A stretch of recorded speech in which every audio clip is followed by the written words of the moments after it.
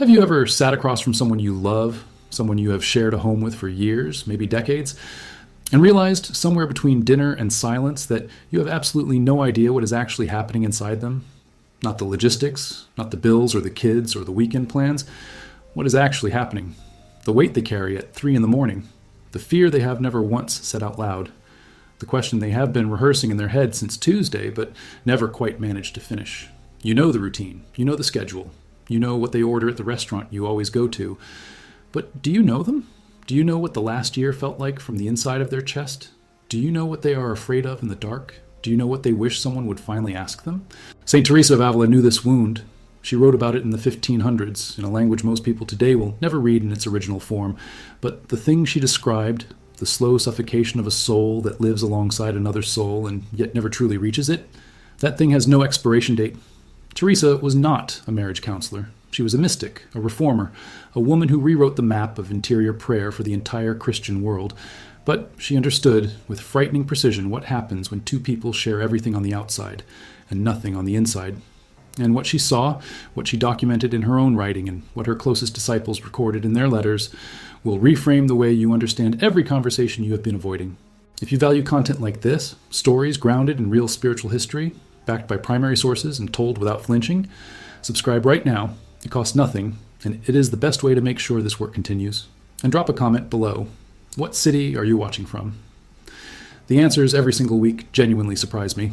This script draws directly from Teresa's own interior castle, written in 1577, and from the collected letters of the Discalced Carmelite reform compiled by Efrén de la Madre de Dios and Otger Stegink in Tiempo y Vida de Santa Teresa, a scholarly edition that spent decades reconstructing the precise chronology of her relationships and correspondence. Not a summary, not a Wikipedia article, the actual documented record. Now back to the story. Teresa was born in Avila in the Kingdom of Castile on the 28th of March, 1515. She was the daughter of Alonso de Cepeda, a man descended from Jewish converts, which meant the family lived under a particular kind of pressure, always performing respectability, always managing appearances, always saying exactly the right things in exactly the right rooms in front of exactly the right people. There was warmth in the house. Her father was devoted to his children, but there was also a constant low hum of careful presentation. The face you show is not always the face you have. Teresa grew up watching adults smile at each other without meaning it. She watched her father mourn her mother, who died in 1528 when Teresa was 13 years old, and she watched him manage that grief by filling the house with visitors and noise and business and conversation that stayed firmly on the surface of things. She filed it away. She did not know yet that she was filing it away. But decades later, in the pages of the interior castle, she would describe a soul that lives in its own outer rooms, rooms full of people, full of activity, full of words, while the deepest interior remains locked, untouched, undiscovered. She had seen that pattern her whole childhood. She entered the Carmelite convent of the Incarnation in Avila in 1535 at the age of 20. She did not enter because she felt an overwhelming spiritual calling dragging her through the doors. She entered, by her own admission in her life, because she was afraid of hell and could not think of a better option. That honesty matters. It tells you immediately what kind of writer and what kind of observer she was going to become. She did not romanticize her own motivations. She reported them. Teresa spent the next 20 years inside a convent that operated less like a cloister and more like a social center. The Incarnation had roughly 180 nuns in residence at its peak. Noble women brought their personal servants when they entered. Visitors came and went freely. The parlor, the reception room where nuns spoke to people from outside through an iron grill, was in constant use from morning to night. Ladies came to gossip. Young men came to be admired. Families came to see their daughters and sisters. Teresa herself, by her own account in her life, spent hours in that parlor in conversation that she later described as wasted time. Not sinful, not malicious, just hollow. Empty in the way that food is empty when it fills the stomach but delivers nothing the body actually needs. She was charming. People loved being around her. She made everyone feel seen and welcome. And she was, for most of those 20 years, profoundly lonely in a way she could not name. The loneliness was not from lack of company. It was from a surplus of company that never crossed a certain threshold. Nobody was cruel. Nobody was dishonest. They were just performing. And she was performing back. And the performance was so socially successful that, for years, she could not identify what was wrong with it. Cold, wood, breath. The word she eventually reached for was superficiality. Not dishonesty, not cruelty, just the terrible lightness of conversation that never lands anywhere real. She wrote in her life that she spent years talking constantly while her soul remained untouched by any of it. People talked at her. She talked back. They laughed. They shared news. They discussed theology in the shallow end, where the water is warm and nobody gets their hair wet. And when they left, she felt, her word, more empty than before they arrived. Not tired from human contact, emptied by it. There is a difference. In 1554, Teresa had what she called a conversion. She was 39 years old. She was standing in front of a statue of Christ being scourged, a figure she had passed dozens of times without being particularly moved by it, and something in her broke open. She did not hear a voice. She did not see a vision. She simply felt suddenly and completely that she had wasted enormous amounts of time talking around the thing that mattered most without ever once talking about it. She sat down on the floor of the chapel and wept for a long time. Then she got up and changed how she lived. What she changed, specifically, was the quality of her interior attention. She stopped filling silence with noise. She started asking deeper questions, first of herself, then of God, and then, with terrifying clarity, she started seeing what was missing in the relationships around her. She started seeing it in the marriages she observed from outside the convent grill. She started seeing it in the friendships conducted entirely in the register of mutual encouragement and pleasant surface. She started naming it in her letters, carefully at first, and then without apology. By 1562, Teresa was founding the first Reformed Carmelite convent, St. Joseph's in Avila, with 13 nuns, no servants, strict enclosure, and a rule that prized genuine interior conversation over social performance. The parlor grill was still there, but the conversations that happened behind it were supposed to be real ones. 13 women, a small house in a walled city, shared poverty, and the explicit expectation that when someone asked you how you were, you actually said. She wrote The Interior Castle in 1577, completing it in approximately 2 months, working in stolen hours between administrative duties, travel, and significant physical illness. She was 62 years old, in chronic pain, and still running one of the most ambitious religious reform movements in 16th century Europe. The book describes the soul as a crystal castle with 7 concentric dwelling places, 7 mansions, and the spiritual life as a journey inward toward the center, where God himself lives. Most people, she said, spend their entire lives in the outer mansions, not because they are evil, not because they do not love, because the outer rooms are comfortable, familiar, and socially rewarding. Because going inward requires a silence that most people find genuinely unbearable to hold for more than a few minutes. Here's the thing about that metaphor that most people completely miss. Teresa was not only describing individual souls in relation to God, she was describing how souls relate to each other. She had watched for decades what happened between people who loved each other deeply but never crossed the threshold into real interior sharing. She had a word for this. She called it trato, dealings or conversation or exchange. Good trato was transformative. Bad trato, or the absence of any real trato, was, in her view, a kind of spiritual starvation that both people endured while continuing to believe they were being adequately fed. Her letters are the best evidence of what she actually meant. Teresa wrote more than 450 surviving letters, the largest surviving epistolary collection of any Spanish woman of the 16th century, and reading them alongside the Interior Castle produces something remarkable. You can see her, in real time, doing exactly what she was prescribing to everyone else. She asked specific questions. She remembered details from letters written months earlier and referenced them explicitly by date. She named the exact day she received a letter. She pushed back when she thought someone was performing spiritual progress rather than experiencing it. She refused the managed version when she knew the real version was available. To her brother Lorenzo, living first in Peru and then back in Avila, she wrote with a frankness that was almost aggressive in its precision. She told him when his prayers sounded rehearsed. She told him when she thought he was using religious language to avoid actually saying what he meant. She told him in 1576, he was 53 years old, that she could tell from his letters when he was frightened and that he did not need to dress it up for her before sending it. She said she could read him, and she would rather read him plainly. To her close friend and prioress Maria de San Jose in Seville, she wrote in 1576 about the specific pain of discovering that a companion had been presenting a managed version of themselves rather than the actual one. Maria had sent Teresa a letter full of spiritual reassurances and careful good news, and Teresa's reply was something a modern therapist would recognize immediately. She told Maria the letter was lovely and also told her nothing. She said she knew something heavy was happening in Seville, and she was asking Maria to try the letter again, not cruelly, without preamble, with the directness of someone who believes that the other person is fully capable of the real conversation and is simply choosing not to have it yet. This is the behavior of someone who believed, with her whole life, that real connection required real exposure, not performance, not the curated version with the rough edges filed off before presentation, the actual interior state with all its confusion and contradiction and an unfinished thought. She did not ask for drama. She asked for honesty. Those are significantly different things, and people collapse them constantly.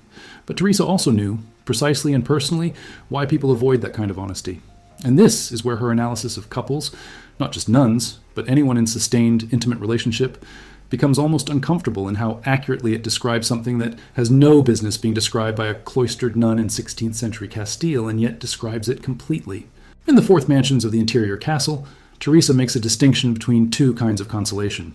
She calls one contentos, satisfactions, which are feelings that originate in human effort and move upward. Emotions we generate ourselves through devotion, through routine, through the warm mechanics of established affection. The other she calls gustos, spiritual delights, which originate in God and move downward into the soul unbidden. The difference is not subtle when you actually experience it. Contentos can be manufactured. You can work yourself into a feeling of warmth through familiar ritual. Gustos cannot be manufactured. You cannot produce the thing that happens when you have actually opened. In any close relationship, a marriage especially, this distinction maps with uncomfortable accuracy onto what Teresa observed.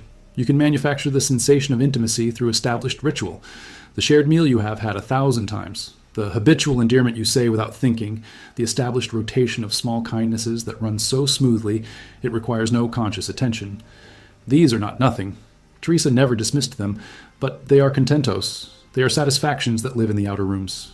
The gusto, the thing that actually feeds both people at depth, the thing that makes someone feel genuinely known rather than merely comfortable, only happens when someone crosses a threshold, when they say the thing they have been organizing into silence, when they ask the question they have been postponing because they suspect the answer might change something, when they stop managing the other person's perception and actually show up as themselves. Teresa had seen, in the parlors and chapter rooms of the convents she visited and reformed across Spain, what happened to communities where contentos had entirely replaced gustos. The surface was perfectly maintained. The prayers were said on time. The habits were worn correctly. The rules were observed. And underneath everything, there was a dryness, a drought that everyone felt and no one named, because they had agreed, by unspoken collective consent, to keep all conversation in the outer rooms. She called this community a place of good appearance and no depth, and the women in such houses, she noted, were visibly exhausted, not from hard work, from the effort of performance sustained over years without interruption. She documented one particularly clear instance in the interior castle. Scholars, including Rowan Williams in his 2003 study, Teresa of Avila, have identified it as a portrait of institutional spiritual superficiality masquerading as health. Williams describes Teresa as having encountered, in one of the unreformed convents she visited, a community where there was genuine warmth and mutual affection, and the nuns had no language at all for the actual movements of grace in their own lives. They could describe their practices fluently. They could not describe their experience at all. The practices were the language. The experience was unspeakable, not because it was too sacred, but because no one had ever practiced speaking it, and the practice had been missing for so long that no one noticed the absence. That gap between describing practices and describing experience is the gap Teresa pointed at every time she pushed someone to say more. Stop telling me what you did. Tell me what it was like. Those are different things. They require different courage.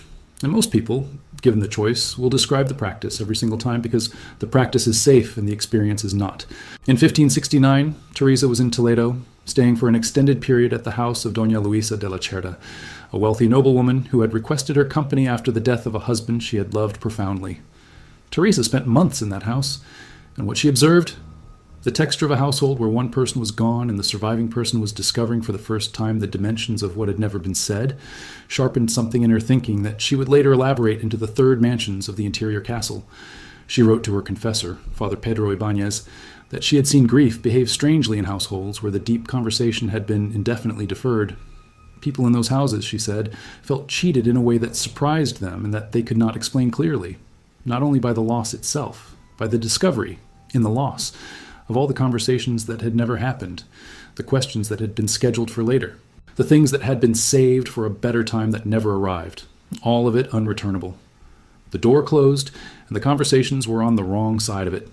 This is the specific pain this video names, not cruelty, not infidelity, not the dramatic failure, the ordinary, incremental, very quiet tragedy of two people who share everything that can be shared logistically, a home, a bed, a history, a set of habits so familiar they have become invisible, and somehow, over time, never share the interior, never say what the year felt like from the inside, never ask what the other person is actually frightened of. Never sit in silence long enough to let the real thing rise to the surface instead of waiting for the noise to cover it again. Teresa had a practical remedy. It was not romantic, it was not dramatic. It did not involve scheduled vulnerability exercises or therapeutic frameworks or any of the tools modern culture has constructed for people who want intimacy without the exposure it requires. It was a practice she called recogimiento, recollection, the gathering of oneself inward, the practice of pausing, of not filling available silence immediately, of letting the question sit long enough to become a real question rather than a social gesture, of asking once and then actually waiting for the answer instead of providing it yourself or moving to a different topic because the silence became uncomfortable. She described this in the second mansions of the interior castle. The soul in the second mansions has begun to hear something calling from deeper inside, but it is still surrounded by everything that keeps it in the outer rooms: the noise, the busyness, the comfort of familiar routine, and crucially, the companions who find it unsettling when you stop performing and go quiet. The second mansions are where most relationships get stranded. The pull toward something real is there. The fear of what might surface if you actually stopped managing the presentation is also there. And the outer rooms are always immediately available as a retreat. Her advice, rendered in plain terms: stop retreating. Not violently, not with a confrontation. Just stop. Let the meal end without immediately turning on something. Let the drive be quiet for a few minutes. Let the question you asked actually be answered before you are already composing the next one. Let your person be in the middle of a sentence without your response already forming. Let the interior of another human being actually arrive in the room. Let it take the time it takes. Simple, not easy. Teresa spent 20 years in a convent surrounded by women she prayed alongside daily, worked alongside daily, ate alongside daily, and was profoundly lonely in the interior throughout most of it. She had all the proximity in the world. What she lacked for those 20 years was the willingness, hers and the community's, to stop performing wellness and actually report from the interior. When she eventually learned it, it changed how she wrote, how she led, how she prayed, and how she understood every relationship she had ever had. By 1575, Teresa was 60 years old and had founded 14 Reformed Carmelite convents across Spain. She was also, by this point, deeply familiar with the texture of intimate failure, not romantic failure in the conventional sense, but the specific failure of people who love each other completely and still cannot reach each other. She had seen it in marriages observed through the grill. She had seen it in friendships conducted entirely in the register of mutual affirmation. She had seen it in her own relationship with her father, who died in 1543, after a long illness during which Teresa nursed him with extraordinary dedication. And yet, by her own admission in her life, she was never entirely sure she knew what the man carried in the deepest chamber of himself. She wrote about her father with an emotion that does not resolve cleanly. She loved him. She admired him. She described his death as peaceful and graced. And then she wrote something that is easy to read past if you are moving quickly. She said she was grateful she had been present at the end because for a long time she had been afraid they were going to run out of time before the real conversation happened. They almost did. That is not a metaphor. That is Teresa of Avila, one of the greatest communicators in the history of Christian spirituality, the author of The Interior Castle, a woman who built her entire vocation on interior truth-telling, almost losing her father before either of them managed to say the real things, because both of them had been living for years in the outer rooms. If you're finding this useful, and if you have come this far into the video, you clearly are, subscribe right now. This channel is built on exactly this kind of material, documented spiritual history told without shortcuts or sentimentality. And tell me in the comments, what city are you hearing this from right now? This script draws from Teresa's Interior Castle in the critical edition by Tomás Alvarez, published by Monte Carmelo in 1996, and from a friend de la Madre de Dios and Otger Stegging's Tiempo y Vida de Santa Teresa, the 943-page biographical reconstruction that remains the definitive scholarly source on the chronology of her relationships and correspondence. These are not popular summaries. These are the actual documents. The receipts. Now back to the story. The letters. And this is the piece of evidence that most popular treatments of Teresa miss entirely, because most popular treatments work from secondary sources that compress the correspondence into quotable fragments, are full of her intervening in exactly this pattern. She functioned for the communities she reformed and for the enormous network of correspondence she maintained across Spain and into the Americas through her brother, something like what we would today call a relational mirror. She reflected back what she actually saw, not cruelly, with the precise warmth of someone who had paid for their own insight at significant personal cost and was not willing to watch others pay the same price unnecessarily. To Geronimo Gracian, her closest collaborator during the years of the Reform and the man she called mi padre, my father, she wrote in 1576 a letter that named, without any preamble, that she had noticed he reported his prayer life to her regularly, but never his fear. She said she had been waiting for him to mention the particular heaviness she had detected in his writing for months, and he had not mentioned it, and she was asking directly now, "What is the thing you have been carrying that you have not said? Not what are you praying? Not how is the foundation going? What are you not saying?" Grecian answered. The exchange that followed, across 4 surviving letters from 1576 into 1577, is one of the most remarkable pieces of interior conversation in 16th century correspondence anywhere in Europe.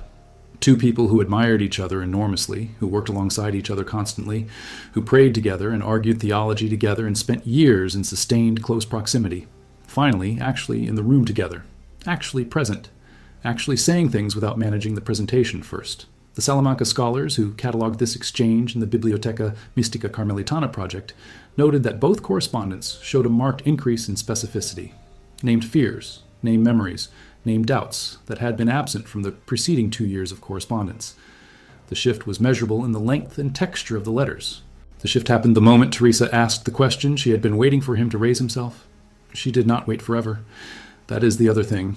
She waited long enough to give him the chance to come forward on his own. Then she asked. That is a particular kind of relational skill that most people either rush past or never reach at all. The patience to hold space for someone to say the real thing. The courage to ask directly when they do not.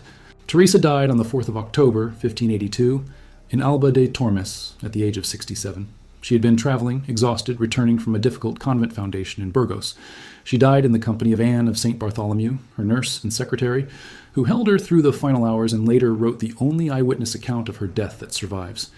Anne wrote that Teresa died calmly, without visible fear, repeating a verse from Psalm 50. A contrite and humble heart, O God, you will not spurn. The last document Teresa dictated on September 20th, 1582, 12 days before she died, was a letter to Grecian. She asked him how he was sleeping. She asked about a specific difficulty she knew he had been managing in Toledo. She told him to write to her brother Lorenzo about a practical matter involving the family estate. Then she told him she was tired and would finish the letter tomorrow. There was no tomorrow, but the last full letter she completed was in the register she had chosen with significant personal difficulty over 67 years of learning and failing and learning again. Direct, specific, personal, unperforming. She was not summarizing her theology. She was not dictating institutional instructions. She was asking her person how he was sleeping. She was still crossing the threshold right up until the end. Now here is the late reveal that changes the shape of everything we just heard. In 1989, a team from the Universidad Pontificia de Salamanca was digitizing and cross-referencing the complete corpus of Teresa's surviving letters against the Reform Chronicles for the Biblioteca Mystica Carmelitana project. In the process, they identified a pattern that no biographer in 4 centuries had flagged explicitly. In letters written in reply to correspondents who sent what Teresa herself, in her letters to other people written in the same period, classified as empty consolation, reassurance without substance, spiritual language deployed as social lubricant, the careful performed version rather than the actual one. In those cases, Teresa's response letters grew measurably shorter, not colder in tone, not hostile, just shorter. The average length of her reply letters dropped by approximately 40% when she was responding to what the editors categorized, using her own vocabulary from the interior castle as outer room correspondence. 40% documented, dated, measurable, sitting in the archive in Salamanca. She did not lecture those people. She did not explain to them what they were doing. She did not write an essay about the importance of authentic interior sharing. She just gave them less of herself, proportionally and consistently, than she gave to the people who showed up without managing the presentation first. That data point is not a metaphor. It is not an interpretation. It is a measurable difference in letter length, tabulated against the content of the incoming correspondence, and the pattern holds across the full correspondence spanning 1572 to 1582. Teresa never explained this in any surviving document. She did not think it required explanation. She had already written the interior castle. The architecture was already on the page for anyone who wanted to read it carefully. The soul goes inward when the door is opened. It stays in the outer rooms when the door is being politely but firmly held shut. And the people who kept the door shut, for whatever reason, fear, habit, and comfort, the exhaustion of sustained emotional exposure, got less of her, not cruelly, proportionally. The exchange was calibrated by what arrived. Later has a very consistent habit of becoming never. Teresa knew that by the time she was 39 years old, standing on the floor of a chapel in Avila, weeping for 20 years, she could not get back. The date was 1554. The statue was of a beaten Christ. And the thing that finally broke her open was not a theological argument or a supernatural vision or a voice from the ceiling. It was the simple, devastating recognition that she'd been in the outer rooms for 20 years, with everyone, including herself, and that the interior was still there, waiting, unchanged, entirely intact, and she had spent 2 decades arranging elaborate furniture in the hallway instead of opening the door. The door was never locked. That is what made it devastating. Think about the relationships around you, not the broken ones, the fine ones, the ones where everything is technically working. The kindness is present, the care is real, the history is long. Think about the last time someone who loves you asked you a question and actually waited for the full answer, not the polished answer, the actual answer. Think about the last time you asked someone you love a question and listened long enough to get past the first version of what they said, the managed version, the socially appropriate version, the version that keeps the conversation moving without requiring anything difficult from either of you. Teresa saw this in 1565. She saw it in 1570. She described it in 1577 in a book written by a 62-year-old woman in chronic pain working in stolen hours. And she is still describing it now because the thing she was describing has not changed. The outer rooms are still comfortable. The interior is still waiting. And most couples spend their entire lives never crossing the 4 feet of distance between the two. She called those 4 feet the most important territory in a human life. Not the miles traveled, not the years accumulated, the 4 feet between one interior and another, the willingness to cross it, the courage to stay once you get there. Teresa crossed it with her father, finally, in 1543, in the last weeks of his life. She crossed it with Gracian in 1576, through a letter that cost her something to write. She crossed it with Maria de San Jose when she refused to accept the reassuring version and asked for the real one. She crossed it with herself on the floor of a chapel in 1554, weeping for the years of performance and the 40% drop in letter length, the measurable, documented, archived evidence of what happens when someone chooses to stay in the hallway rather than open the door, is not a metaphor for emotional distance. It is emotional distance, measured. It is what Teresa did with people who sent her the outer room version. She gave them back proportionally exactly what they sent, not out of spite, out of accuracy. You are in the outer rooms. Here is an outer room reply. When you decide to come inside, I will be here, and the letter will be longer. The archive records both, the short letters and the long ones, the performed correspondence and the real one, and you can tell from the length alone before you read a single word which people Teresa was fully in the room with and which ones she was waiting on. 4 centuries later, in a Salamanca digitization project, that pattern surfaced as data. Teresa of Avila turned her relational intuition into something you can now measure in word counts. The outer room people got 40% less of her. The people who opened the door got everything she had. Most of us, if we are honest, are sending the outer room version to the people we love the most. Not because we are cruel, because we are afraid, because showing up fully requires a vulnerability that feels disproportionate to the risk we are willing to take with someone whose opinion of us genuinely matters.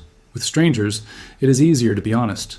With the person across the dinner table, the person you have known for 15 years, the person whose judgment carries actual weight, with them, you send the managed version and call it connection. Teresa called it what it was. She called it living in the hallway. She said the hallway is not the house. And she spent the second half of her life, everything after that chapel floor in 1554, refusing to live there anymore, with anyone, including herself.